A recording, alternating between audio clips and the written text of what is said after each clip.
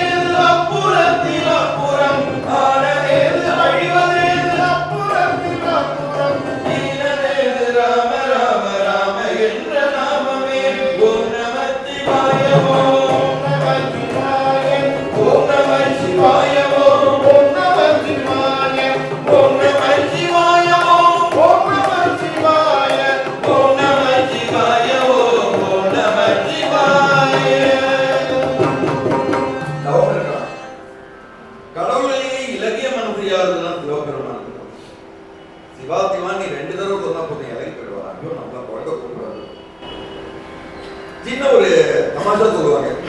சின்ன வயசுல பாட்டி ஒரு நாள் கோவில்ல 2 புருஷன் முன்னாடி உட்கார்ந்து இருக்காங்க. அந்த புருஷன்காரனுக்கு வெத்தலை போற பழக்கம் உண்டு.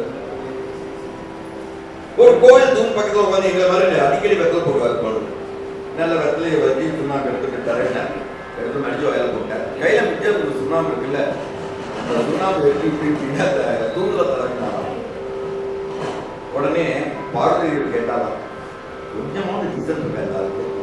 கோவில் கூட பார்க்காம இந்த சுண்ணாம்பு எச்சில் பண்ண சுண்ணாம்பை எடுத்து இந்த தூண்ல தலைவரானே இருந்தால உடனே சிவபெருமான் சொன்னா, அப்படி நினைக்காத பார்வதி, என்னோட பக்தன் குழந்தை கொஞ்சம் கொஞ்சமா என்னோட தூணுக்கு சுண்ணாம்பு அடிச்சுட்டு இருக்காங்க. என்னுடைய தூணுக்கு சுண்ணாம்பு அடிக்கிறானோ, கொஞ்சம் கொஞ்சமா சுண்ணாம்பு அடிக்கிறானோ. எப்பேற்பட்ட மனது வேணும். ஆக சிவபெருமான் சொன்ன இலக்கியம் அதனாலேயே அவர் நிறைய கருதப்பட்டார். வார்த்தை கொடுத்துட்டு அந்த அசுரனாலேயே எங்கேயோ ஓடி மோகி அவதாரம்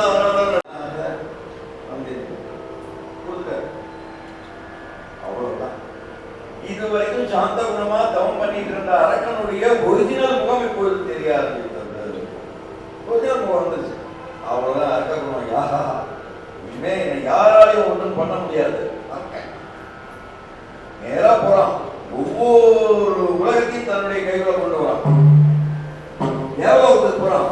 தேவலோகத்துக்கு இவன் வரான், துர்முகன் வரான்னு தெரிஞ்ச அடுத்த நிமிஷம் என்ன, அதனுடைய அழகு வர்ணிக்கவே முடியாதான். மலையை பார்த்தா மரகதங்கள் பறிந்த மலை போல இருக்கணும். அடர்ந்த மரங்கள், அடர்ந்த காடுகள்.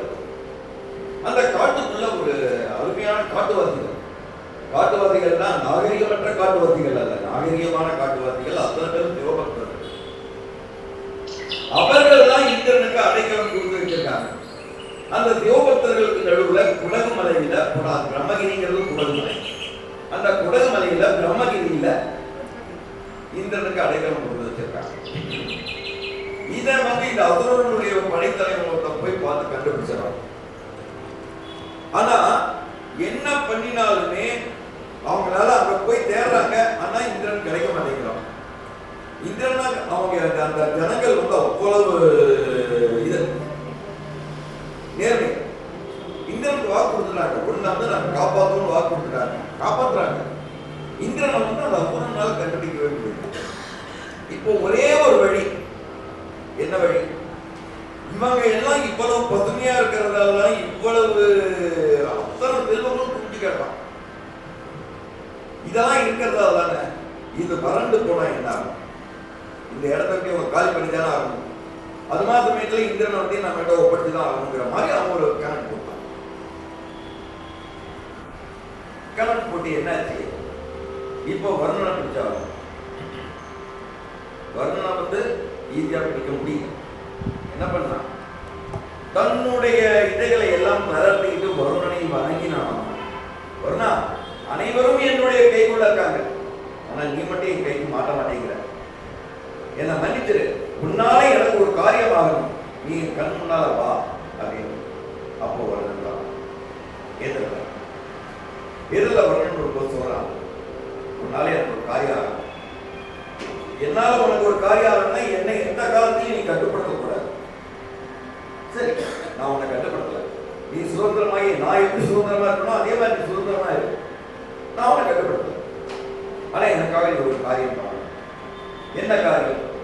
இதோ பிரம்மகிரி, பாரதத்தின் தென் திசையிலே இருக்கக்கூடிய பிரம்மகிரி மிகுந்த செல்வ செழிப்போட இருக்கு. இக்காரணத்தை கொண்டும் இது காரணமே, இது செல்வ செழிப்பா இருக்குன்னா இது காரணம் வருணனாகி மாதம் மும்மாறி பெய்யறதால தான் செல்வ செழிப்பா இருக்கு. நீ இனிமே நான் சொல்ற வரைக்கும் இங்க வந்து நீ வந்து பொழியக்கூடாது, இந்த இடம் மறந்து போகணும். வருணன் நிறுத்திடலாம். வருணன் நிறுத்தினா உடனே வறண்டு போயிடுமா? இவனுடைய கண்ட்ரோல்ல தான் சூரியன் இருக்கு. சூரியன் சொல்லி அந்த இடத்துல நீ கொடுத்து பயங்கர அனலை கொடுக்கிறான். அனல் எல்லாம் பரல பட்டு போக ஆரம்பிச்சிருச்சு. மரம், செடி, கொடிகள் எல்லாம் பட்டு போக ஆரம்பிச்சிருச்சு. பாறைகள் எல்லாம் வெயிலினுடைய வெப்பம் தாங்காம செதற ஆரம்பிச்சிருச்சு. இப்போ என்ன பண்றதுங்கிறதே தெரியல. பூமியெல்லாம் பிளவு பிளவா, காப்பாற்றுறதுக்கு வசதி இல்லை, தண்ணிக்கு இடம் இல்லை, ஒண்ணுமே இல்லை. அந்த ஜனங்கள் வந்து என்ன செய்யும்? கொஞ்சம் கொஞ்சமா அந்த இடம் நகர ஆரம்பிச்சாங்க. அப்போ இந்திரனை இந்த துர்முகன் படிச்சிடலாம், கைது பண்ணிடலாம், கைது பண்ணுவாங்க. இது இதோட இந்த கதையை முடிச்சிடலாம். இப்போ இந்த இடம் வந்து அவ்வளவு வேதனையா இருக்கு, பார்க்கறவங்களுக்கு பயங்கர வேதனையா இருக்கு. அந்த மக்கள் எல்லாமே என்ன பண்றதுன்னு தெரியாம தவிச்சிட்டு இருக்கும் பொழுது அந்த வழியா ஒரு நாள் அகத்தியர் வர. அகத்தியரை பார்த்து அகத்தியருடைய காலில் விழுகிறார். இவ்வளவு சந்தோஷமா இருந்தோம், இவ்வளவு செல்வ செழிப்போட இருந்தோம், யார் செய்த பாவமும் யார் செய்த துரோகமா தெரியல, இது மாதிரி வறண்டு போயிடுச்சு எங்களுடைய இடம். எங்களுக்கு உண்பதற்கு உணவு இல்லை, குடிப்பதற்கு தண்ணீர் இல்லை, ரொம்ப சிரமப்படுறோம், குற்றுயிரும் குறையுமா இருக்கும். பெரிய மகாரிஷி நீங்க தான் எங்களுக்கு உதவி செய்யணும். அகஸ்தியர் மென்மையானவர், நம்ம சுவாமிகள் மாதிரி பயங்கர மென்மையான. அடுத்து மற்றவங்க கஷ்டப்பட்டா தாங்காது, மனசு தாங்காது. மற்றவங்க கஷ்டப்பட்டா அவர் கண்ணில இருந்து தண்ணி வரும். உடனே என்ன பண்றாரு? நேரா சிவபெருமான் போறாரு. சிவபெருமான் போயிட்டு இந்த மாதிரி குழந்தைங்க ரொம்ப ரொம்ப கஷ்டப்பட்டு இருக்காங்க, அவங்க கஷ்டப்படுறது என்னால தாங்க முடியல, என்னாலேயே தாங்க முடியலன்னா ஒன்னால தாங்க முடியுமா? நீ ஏன் இன்னும் கருணை புரியாம இருக்க? அவங்களுக்கு ஏதாவது ஒரு வழி காட்டு அப்படின்னு சொல்லி சிவபெருமான் தன்னுடைய தலையில் இருந்த கங்கையிலிருந்து ஒரு பிடியை அள்ளி அகத்தியருடைய கமண்டலத்தில் போறார். கங்கையிலிருந்து தோன்றியவர் தான் காரணம். அகத்தியர் என்ன பண்றாரு? அந்த கமண்டலத்தை எடுத்துக்கிட்டு வர. எடுத்துட்டு வந்து இவரை நினைத்த இடம் வேற. அந்த இவர் வந்து இந்த இதுல இருக்கக்கூடிய கமண்டலத்தில் இருக்கக்கூடிய தண்ணிய வேறொரு இடத்துல விடணும் அப்படிங்கிற மாதிரி நினைச்சிட்டு இருந்தாரு.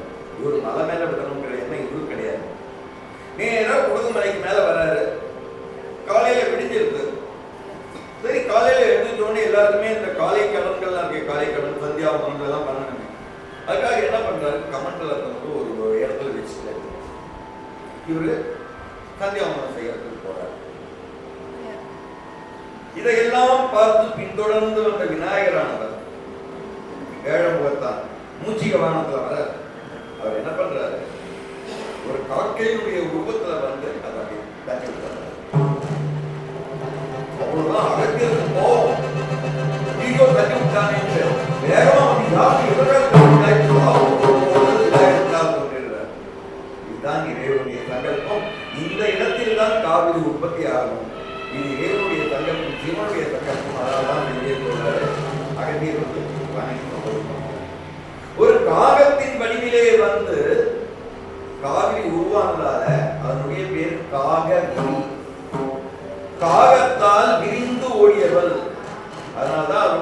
காகவிரி. அந்த காகவிரிங்கிறது தான் காவிரி அப்படிங்கிற ஒரு அருமையான ஒரு பெயர். இது மாதிரி ஒரு கதை. அழகான ஸ்திரியா இருக்கணும். எப்படி இருக்கணும்? மகாலட்சுமி மாதிரி இருக்கணும். சக்கரை துப்பா காடு வெகரிதி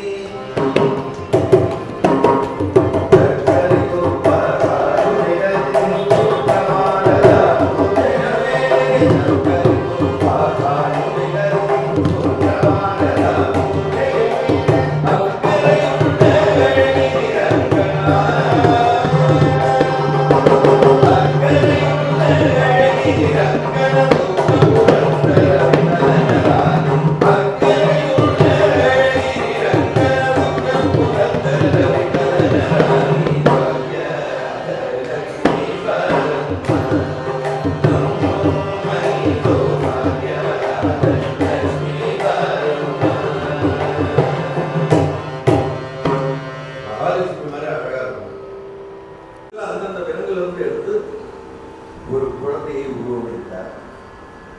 அந்த குழந்தைக்கு பேர் தான் லோகமுத்ரா. அந்த குழந்தையை தான் வளர்க்க முடியாது.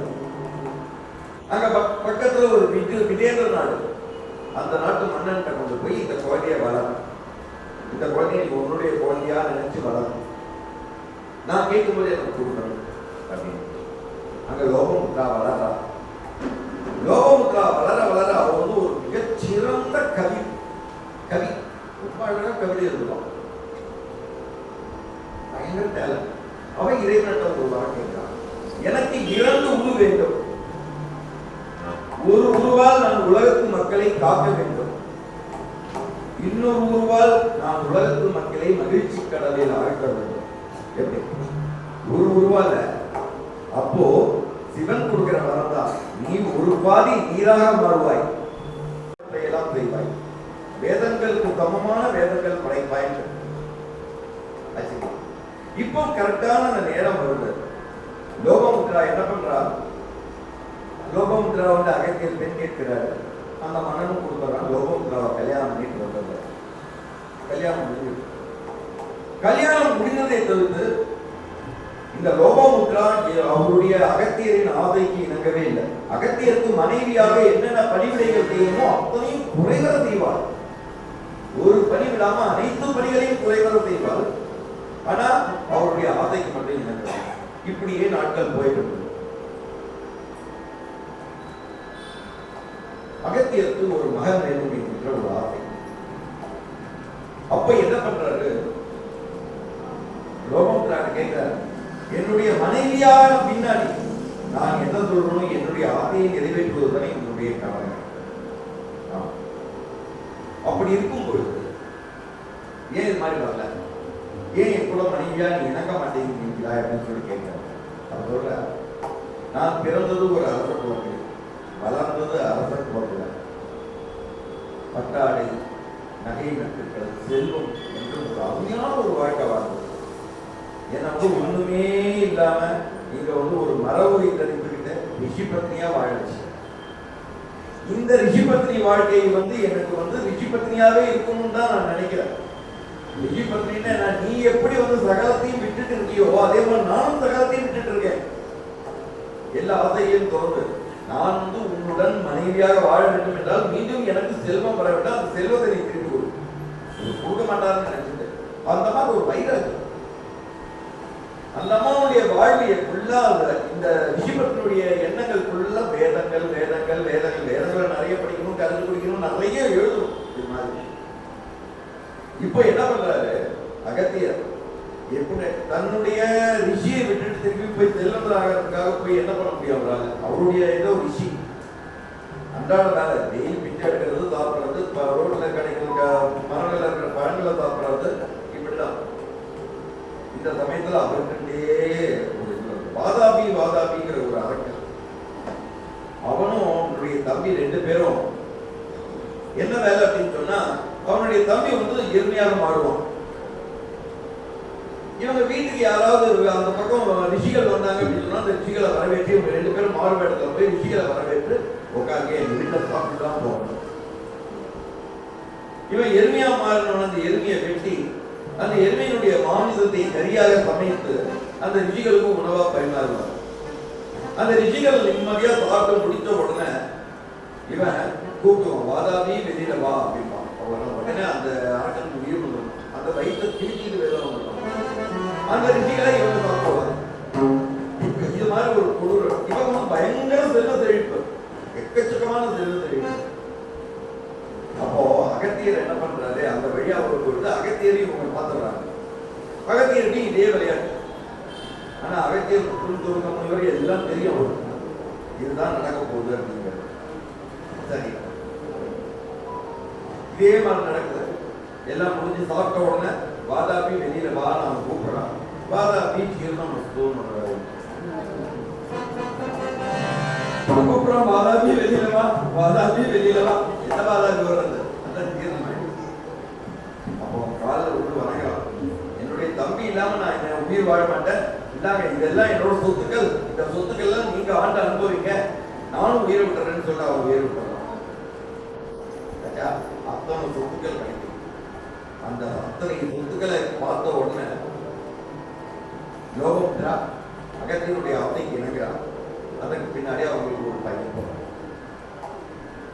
அதற்கு பின்னாடி என்ன லோகமுத்ரா இன்னைக்கு வந்து நம்ம லலிதா சகஸ்ரநாமம் இவ்வளவு தூரம் நம்ம படிக்கிறோமே, இந்த லலிதா சகஸ்ரநாமத்தை உருவாக்கினதே லோகமுத்ராவும் அகஸ்தியரும் சேர்ந்தது. பகவானுக்கு 1000 நாமங்கள்.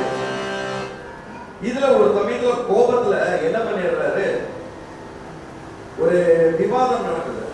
அந்த விவாதம் நடக்கக்கூடிய சமயத்துல லோகமுத்ரா வந்து இருக்கிறது இல்லை. அகத்தியர் பல தடவை கூப்பிடுறாரு, லோகமுத்ரா வர்றதில்லை. கோபத்துல என்ன பண்றாரு, அவங்க சுருக்கி தன்னுடைய கமெண்ட்ல போடுறாரு. என் பேத்தியை நீ கேட்க மாட்டேங்கிறீங்க, இனிமே இதுக்குள்ள திரையை நீ அடக்கிடு அப்படின்னு. அதே கொண்டு வந்து திருப்பி குடமலையில வைக்கும்போது திருப்பி விநாயகர். ஆக 2 கதைகள் இருக்கு.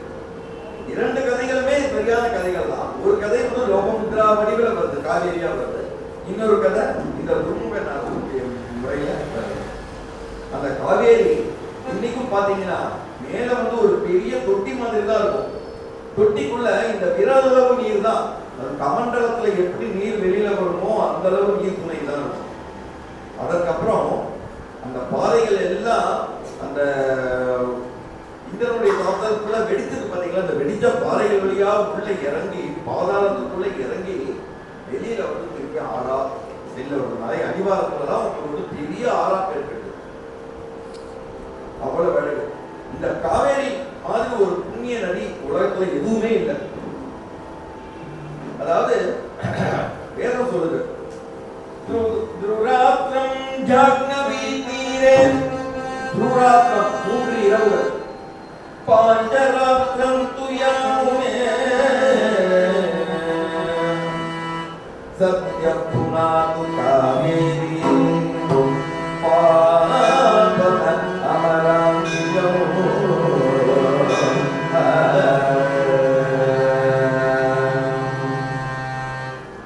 கங்கை கரையில ஒரு நாள் குளிச்சிட்டு வெளில வந்தா பாவம் தீரலாம். 3 இரவுகள் கங்கை காசியில தங்கணுமா. 3 இரவுகள் தங்கி 3 முறை கங்கையில குளிச்சாதான் பாவங்கள் தீரும். பாஞ்சராத்திரந்து யாமுனே, யமுனை தீரத்துல 5 இரவுகள் தங்கணுமா. 5 இரவுகள் தங்கினாதான் யமுனா தீரத்துல வந்து நமக்கு வந்து பாப்ப விமோசனம். ஆனா சத்ய புனாது, சத்தியமா சொல்றேன், சத்ய புனாது காவேரி பாபமும் அமராந்திக்கும். துலா மாசத்துல அந்த காவேரி குளிக்குங்கிறது இல்லை, அந்த காவேரி கரையை நம்முடைய பாதம் பட்டாலே போதுமா, நம்முடைய பாப்ப விமோசனமாமா. மனுஷர்கள் மட்டும் இல்லை, அந்த காவேரி கரையில் இருக்கக்கூடிய மிருகங்கள், பூச்சிகள், மரங்கள், செடிகள், கொடிகள் அனைத்துக்குமே பாப்ப விமோசனம். நம்ப முடியுதா? நம்முடைய இந்து கலாச்சாரத்துல வந்து ரொம்ப ரொம்ப இம்பார்ட்டன்ட் என்னன்னு நம்பிக்கை தான். பாதிரி கேட்டாலும் சிவபெருமான், ஏன்னா கங்கையில குளிச்சா பாவம் இருக்குன்னு சொல்லு. லட்சம் பேர் குளிக்கிறாங்க, ஆனா யாருக்குமே பாவம் தீர்ந்து. ஏன் அப்படின்னு அப்படியே அவன் தெரியலையோ சரி வா பரிசோதிப்போம். 2 பேரும் அவன் செய்யலையோ அவங்க வந்து என்னுடைய பொருட்களை காப்பாற்றுங்கன்னு சொல்லுவாங்க. அதே மாதிரி தேவபெருமான் தண்ணியில் இழுத்துட்டு போற மாதிரி உள்ள போறாரு. பார்வதி கதறா, ஐயோ யாராவது வாங்கலே காப்பாத்துங்களே, காசுக்காரர் தண்ணி இழுத்துட்டு போறது, யாராவது வாங்க காப்பாத்துங்கோ. நிறைய பேர் வராங்க. ஒரு நிமிஷம், யாரு பாவமே செய்யலையோ, யாரு பாவமே செய்யாதவங்களோ அவங்க வந்து காப்பாத்துங்க. அவ்வளவு அத்தனை பேர் பின்னாங்க, யாருமே வரல. இவன் கதறா, ஐயோ ஐயோ ஐயோன்னு. அப்ப திடீர்னு ஒரு பையன், ஒரு 16 வயசு பையன், அவன் என்ன பண்றான், அங்க இருந்து நேரா வரான், ஓடி வரான். ஓடி வந்து கங்கையில குதிக்கிறான். குதிச்சு எந்திரிக்கிறான். எந்திரிச்சு போய் சொல்றான், நான் பாவம் செய்யாதவன், நான் போய் இருக்கிறேன். போய் இழுத்து கொண்டு வர்றான். அப்போ பார்வதி கேட்கிறா, இத்தனை பேர் வந்து பாவம் செஞ்சவங்க சொல்றாங்க, ஆனா நீ மட்டும் பாவம் செய்யல அப்படிங்கிறீங்க, எப்படி பாவமே செஞ்சது இல்லையா? ஐயோ நிறைய பாவம் பண்ணியிருக்க, நான் திருடுவேன், கொள்ளையடிப்பேன், 2-3 கொலை கூட பண்ணியிருக்கேன் இல்லையா? அப்புறம் பாவமே செய்யலன்னு சொன்ன. அம்மா உங்களுக்கு தெரியாதா, கங்கையில குளிச்சா அப்போ விமோசனம். கங்கையில நான் தான் அதனாலதான் கங்கையில குளிக்கிட்டு தானே நான் எடுத்தேன். குளிச்ச உடனே பாவம்லாம் போயிட்டு அதனால அப்ப தேவபெருமான் சொன்னாராமா, இந்த பையனுக்கு மட்டும்தான் பாவ விமோசனம். ஆக நம்பிக்கை, நம்முடைய இந்து கலாச்சாரம், இந்து தெய்வங்கள் அத்தனையுமே நம்பிக்கையின் அடிப்படை தான். நம்பிக்கை வைத்து கல்லையும் பார்த்தால் கல்லும் கடவுளடா, கடவுள் சொல்லியிருக்காரு. நம்பிக்கை இல்லாம தாங்க முடியல. அவனால் லட்சோபலட்சம் பேர் வந்து குடிக்கிறாங்க.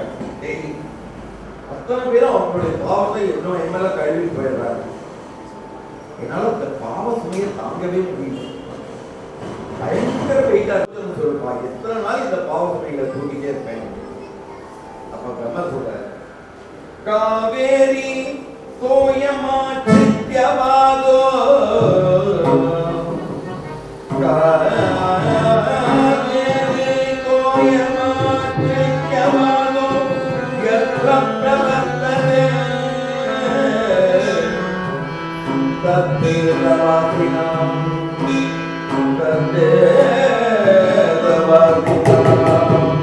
முக்தி தீரவாதினா.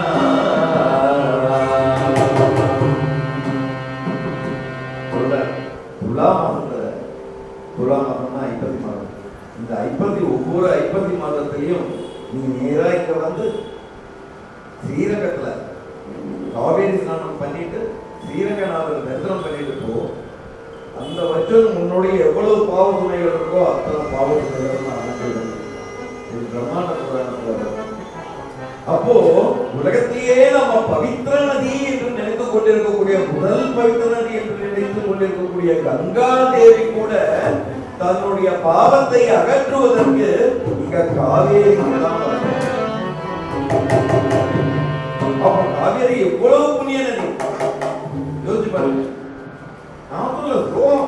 காவேரி தோயமா சித்யவாதோ எത്ര பிரவர்த்ததே தத்தேசவாதி. நாம் எந்த தேசத்துல இருந்தாலும் சரி, எந்த தேசத்துல வசிக்கிறவனாக இருந்தாலும் சரி, முக்தி தத்தீர, உனக்கு முக்தி கிடைக்கணும் அப்படின்னா தத்தீரவாதினா, இந்த தீரத்துக்கு நீ வாசம் பண்ணாவே போதும். எவ்வளவு பெருமை, எவ்வளவு பெருமை காவேரி.